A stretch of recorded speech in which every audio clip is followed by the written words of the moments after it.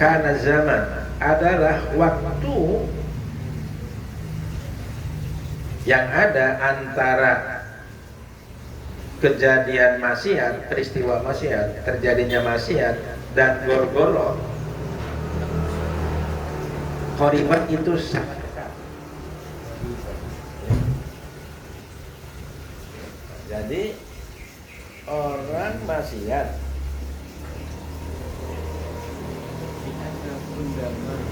dia bertobat sebelum gorgoro, sebelum rohnya sampai nah itu masih bisa diterima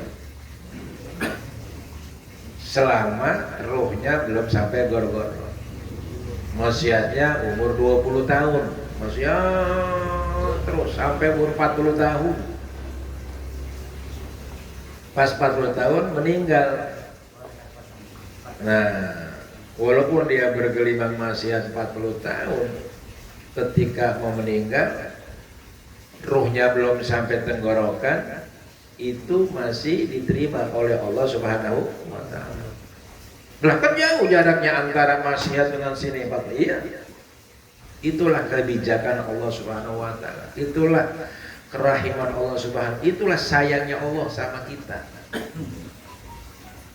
Kan kalau menurut ukuran kita enak aja loh, puluhan tahun lo bersalah sama gua, ya kan, dari sampai gini hari, nah kagak mungkin. Tapi Allah nggak tetap. Apa alasannya? Kan jaraknya jauh tuh antara maksiat sampai dia udah tua dah.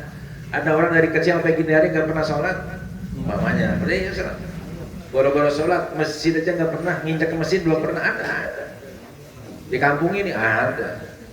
Saya kan udah 40 tahun di sini, saya tahu si ACW dari ujung kampung sampai ujung ini. Yang tua-tua tapi ya.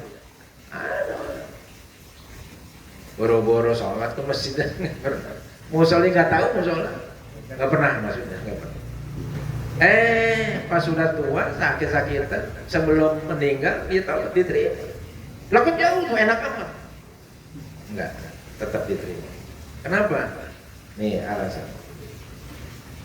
Li'anna kulla ma huwa atin qarib. Ini kalau pandangan sufi begitu. Pandangan hakikat. Coba kalau pandangan syariat, wah, Pak bisa, neraka ini pasti. Beda. Jadi kita harus dipadu. Masuk orang 20 tahun maksiat, ya enak aja, waktu-waktu kali. Kalau hakikat tidak. Li'anna kulla ma huwa atin qarib, karena tiap-tiap setiap sesuatu apa saja huwa atin, yang sesuatu itu bakal datang qarib, dekat. Gampangnya kullu atin qarib, setiap yang bakal datang itu dekat. Walaupun 1000 miliar yang dekat. Nih, kita kan bakal mengalami kiamat. Entah berapa ribu tahun lagi. Itu kiamat itu dekat gitu. Karena kullu atin qarib. Kita kan bakal mati tuh entah berapa puluh tahun lagi. Nah, kematian itu dekat, gitu maksudnya. Jadi apapun yang di depan bakal datang itu masuk kategori dekat dalam pandangan hakikat. Jadi kematian gitu tuh dekat sekali sebenarnya. Bahkan kalau nanti di sini ada bubak, tidak lebih dari satu tarikan nafas. Pak, keluaran masuknya napas ini kan gerak siapa? Satu kali napas keluar, itu belum tentu bisa balik lagi. Kita narik napas belum tentu bisa keluar lagi. Jadi hakikat umur kita itu hanya satu tarikan napas, segitu. Udah segitu. Karena ada orang bisa narik napas, terus nggak bisa keluar lagi. Ada nggak? Ada orang ngeluarin napas nggak bisa balik lagi, ada nggak? Jadi umur kita itu bukan 10 tahun, bukan sekian bulan, bukan sekian minggu. Satu tarikan napas itu umur kita itu segitu. Hakikat umur itu nanti kalau kita baca nasi dunia di belakang itu ada tentang umur itu ada 5 fase, 5 periode, 5 tahun. Ada umur dalam rahim, umur dalam dunia, umur dalam alam barzakh, ada umur akhirat. Nih. Lalu wal umru nih. Wa in qala qalil. Garis bawahi. Wal umru, umur kita, usia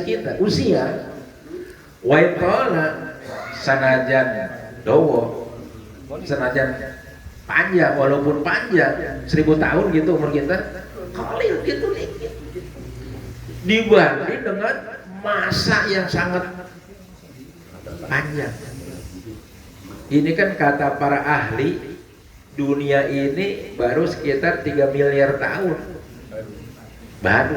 Artinya umur kita ini dibanding dengan umur dunia aja udah gak ada ya, 0,00001 gitu persen dibanding dengan rentang waktu yang begitu tak terbatas. Ya umur kita ini pendek.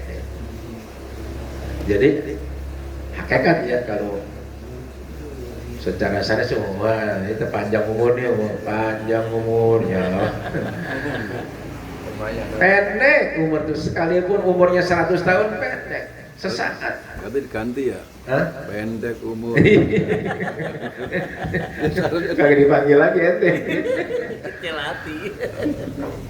Kan kalau kita bandingkan dengan waktu akhirat, umur kita ini rata-rata hanya 90 menit di dunia.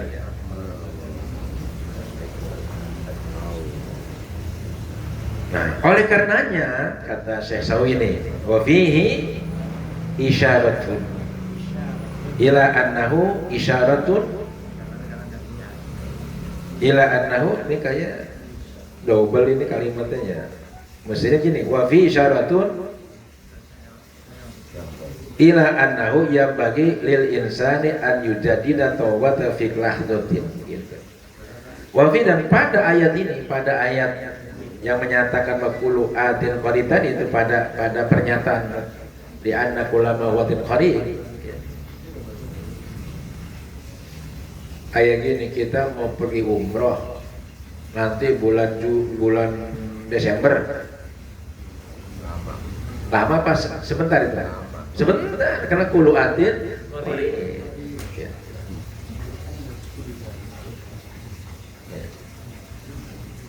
Kulu atin. Kita mau gajian tanggal 1 bulan Agustus, lama apa sebentar? Sebentar itu. Tahu-tahu tanggal 1 aja ya, kerja aja sibuk aja, tahu-tahu tanggal 1.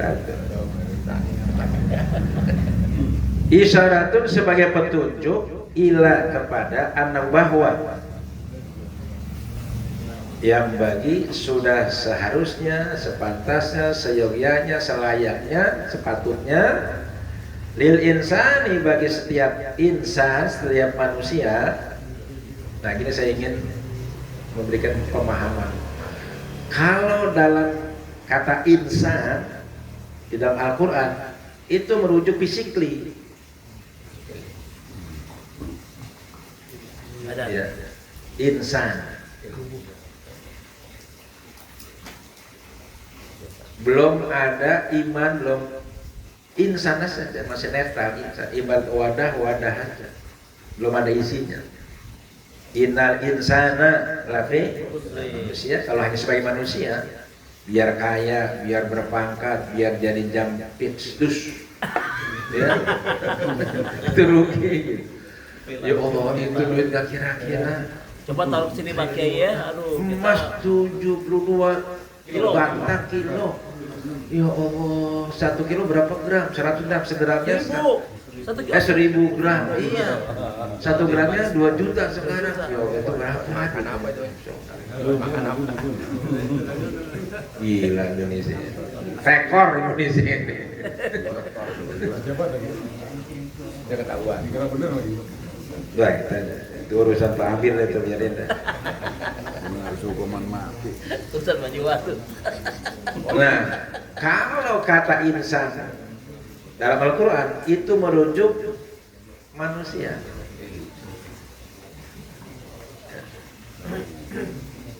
Makanya wa allaisa lil insani illa masa, itu nggak berlaku buat orang beriman. Itu manusia yang nggak ada imannya. Insan itu manusia yang nggak ada apa-apanya iman. Kalau beriman beda, dia akan mendapatkan syafaat, manfaat, bantuan dari orang lain yang beriman. Itu walladzina ja'u min ba'dihim yaquluna rabbana ighfir lana wa li ikhwanina alladzina sabaquna. Beda, jangan disamain. Jadi dalil wa allaisa illa masa jangan dipakai buat orang beriman, itu buat orang kafir. Orang kafir satunya nggak bisa nolong. Ini orang kafir mati, didoain sama dia, sama orang kafir yang lain, kagak ada artinya.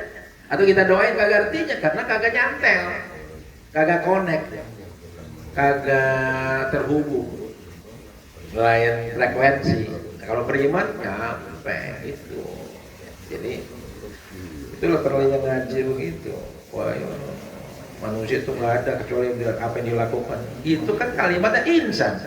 Kecuali kalau wa allaisa lil mu'minina, nah baru tuh. Jadi orang beriman tuh nilainya luar biasa. Iman itu yang bernilai, berharga, yang bisa membuat koneksitas, connecting. Biar kita lain saudara, lain bapak, lain ibu, lain penghasilan, kalau sama-sama iman, makanya innamal mu'minuna ikhwan, itu bukan innamal muslimuna, mukmin, bukan innamal insanun. Nah, itu nanti ya, tafsir Qurtubi itu ada. Nanti nas juga sama Pak Kiai ya. Iya, nas itu ya Yohanes itu belum ada apa-apanya. Kosong tuh. Iya, kosong.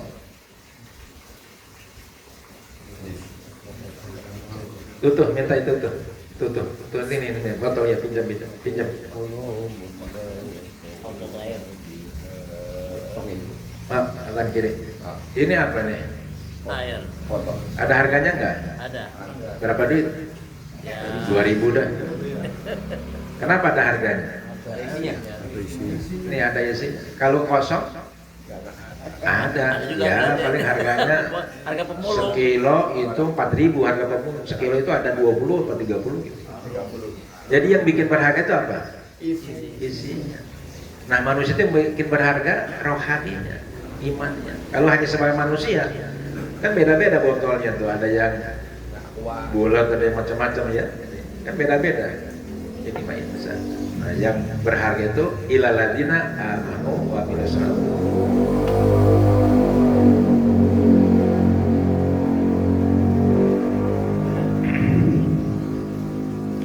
An yujaddida taubata, agar senantiasa memperbarui taubat. Fi kulli lahdatin, dalam setiap Kesempatan.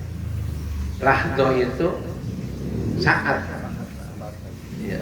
Lahdoh itu sekedipan mata, setiap saat, setiap detik lahdoh. Kata Syekh Sawi, kita ini ya, bagusnya, pantasnya, layaknya, sudah kudunya, sewajarnya selalu memperbaiki taubat setiap saat. Kenapa? Ya dosa maksiat melulu, mata maksiat, hidung maksiat, tangan maksiat, bibir maksiat, pikiran maksiat, kaki maksiat, ya. Li'annal mauta mutawakki'un fi kulli lamhatin, karena kematian, al-maut, kematian Mutawakil terjadi fi kulli lamhatin, dalam setiap lamhah, setiap kerdipan mata, setiap detik. Data PBB atau WHO apa gitu ya, terjadi kematian itu untuk penyakit diabetes itu per 6 menit sekali orang mati sedunia gitu. Kalau kematian narkoba itu setiap detik. Ya orang mati gara-gara orang mati karena jantung itu ada apa hasil di sini. Di sini nggak ada yang mati, di tempat lain ada nggak? Nah itu setiap detik kematian itu setiap detik. Jangan di sono. Dan tidak mustahil kematian itu kan tadi puluh atin. Maka orang kalau orang yang cerdas itu orang yang ingat kematian. Innamal kayyisu. Kayyis itu cerdas, bukan pinter. Ada cerdas, ada pinter. Kalau pinter itu karena sekolah, pinter dia. Kalau cerdas, ya karena cerdas. Memaham. Lebih dari pinter itu cerdas. Nabi itu cerdas, pakona. Nah, disinilah nih Abu Bakar ini lebih dalam dia. Jadi maka kalau tasawuf itu kan ada jalur dari Sayyidina Ali, ada jalur dari Abu Bakar Siddiq. Abu Bakar Siddiq itu Naqsabandiyah. Sayyidina Ali itu samanya tuh beda. Nih. Walidha, oleh karena itu qala Abu Bakar Siddiq radhiyallahu anhu, berkatalah Imam Abu Bakar Siddiq, kata dia, betapa dalamnya ya, pemahaman Abu Bakar terhadap Al-Quran. Maka ketika berita Nabi meninggal, Umar kan sempat ngamuk ya. Sampai nyabut pedang. Siapa yang bilang Nabi Muhammad? Nah, tapi Abu Bakar lah yang bisa memahami ya. Baru dia sadar. Apa kata beliau terkait dengan kematian, hakikat usia? Ma kharaja minni nafasun, ada nafsu dan nafasun wa tadartu audahu. Ma kharaja minni nafasun, tidaklah keluar dari diriku satu nafas. Keluar, nafas kita kan keluar berapa detik? Sebentar kan? Wa tadartu audahu, aku menunggu kembali enggak. Saya tidak pernah menunggu nafas saya keluar, saya tunggu untuk bisa kembali enggak. Disadar betul setiap detik dia bakal mati, bakal dipanggil oleh Allah, bakal bertemu dengan Allah. Sehingga tidak ada waktu yang terbuang percuma. Setiap detiknya. Maka dia itu amal solehnya, ibadahnya, zikirnya kepada setiap saat, zikir khofinya itu. Kenapa? Kalau dikit la ilaha illallah, la ilaha illallah kan masih capek, ya masih zikir syariat tuh, zikir Nabi Isbat namanya, masih ada berhentinya. Kalau kita ke WC boleh nggak? La ilaha illallah, la ilaha illallah boleh nggak? Nggak boleh. Ya kalau kita lagi ngajar dan ngobrol nggak bisa, ya. Tapi kalau di dalam hati bisa nggak? Tetap Allah.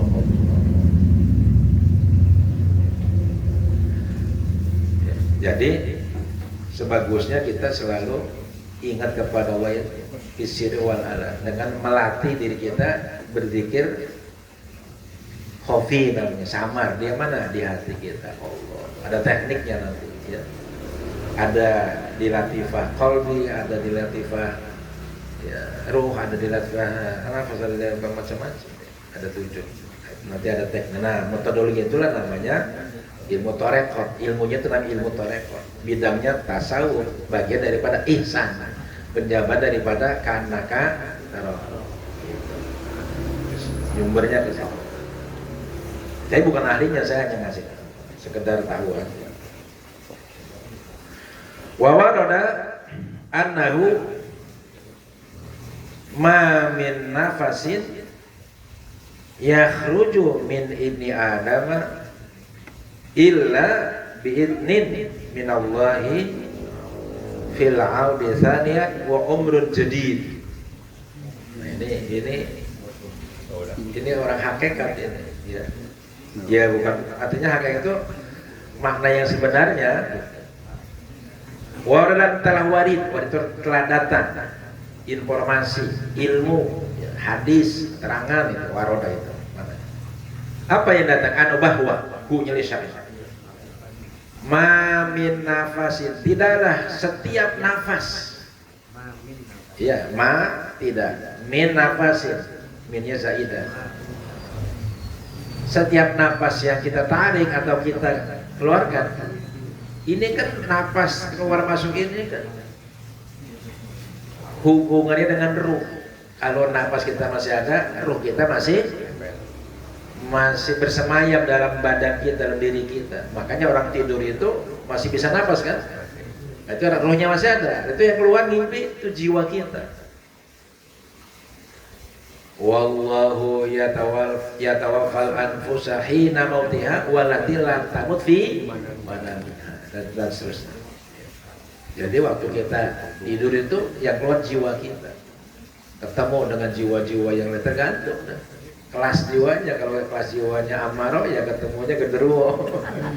Apa demit? Nah, kalau jiwanya udah mutmainah ketemu orang-orang saleh, guru, orang tua, ketemu lagi wali-wali ulama, bagus lagi ya. Udah ketemu Nabi. Jadi kalau kita ini sampai hari belum mimpi ketemu Nabi ya karena jiwa kita masih kotor. Masih ada iri, ada dendam, ada benci, ada sombong, ada sumadariya, ada 62 sifat buruk manusia itu ada 62. Belum lagi sifat binatang, belum lagi sifat syaitan, sifat iblis ada di dalam diri kita, termasuk diri saya. Jadi harus dibersihin terus. Banyak penting itu 62.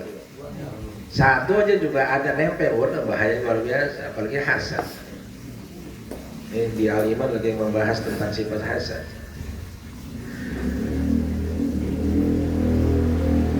Yakhruju yang keluar min ibni Adam dari anak Adam manusia. Kan kita anak Adam cucu Adam. Bi'idnin minallah, itu dengan izin fil audi saniyan, pada saat kembali yang kedua kali kita keluar nih, napas kita keluar. Itu ketika narik nafas itu, kenapa kita bisa narik nafas lagi? Karena izin Allah. Kalau Allah stop, ya kayak lampu diturunin aja tuh MCB-nya, mati nggak? Nah, jadi karena kita bisa nafas ini karena masih Allah apa? Izin. Tapi kita nggak sadar bahwa setiap detik kita ini diberi anugerah, masih diizinkan bisa nafas, bisa balik lagi, bisa narik lagi.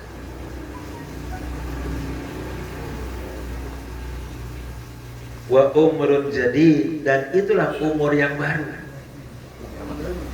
Iya. Jadi setiap nafas itu ditambah umur, ditambah umur, ditambah umur, jatah umur kita.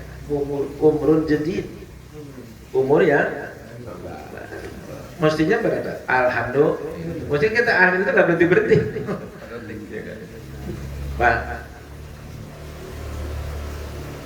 untuk nambah umur kira-kira berapa duit? Ratusan juta. Bro, nih orang rumah sakit ada nggak yang di kamar apa namanya ICU? Sewa kamarnya 2,5 juta, sewa alat medisnya 2,5 juta, jasa dokternya kalau dia ada dokter jantung macam-macam bisa 2,5 juta per hari. Terus belum obat-obatannya bisa 2,5 juta, minimal 10 juta sehari kalau di ruang sehari. Itu sehari dikeluarin supaya apa? Banyak umur. Napasnya sih bisa keluar masuk. Kita masya Allah ya kan? Kalau kita pikir situ kita luar biasa. Alhamdulillah sehat, gak pakai ngeluarin duit ya kan. Dulu kata guru saya, tidak ada kekuatan, kekayaan, kekuasaan yang bisa ya, melawan kekuasaan Allah. Kalau ada orang kaya, bisa umur bisa dibeli. Ada orang kaya, bapaknya cengat, dok, tolong dok, papi saya berapapun saya bayar. Bisa nggak dibayar? Bisa, katakan dokter. Jadi ya kita bersyukurlah kepada Allah ya, masih diberi umur, bisa tarik napas itu, masya Allah. Bukan setahun bukan. Kalau kita kan ulang tahun, pas setahun ulang tahun dirayain. Oh, setiap hari itu, bukan setiap hari, setiap saat kita itu ulang tahun, nambah umur. Ya, jadi luar biasa lah. Mudah-mudahan kita diberi kesadaran ya. Baik, itulah sampai situ.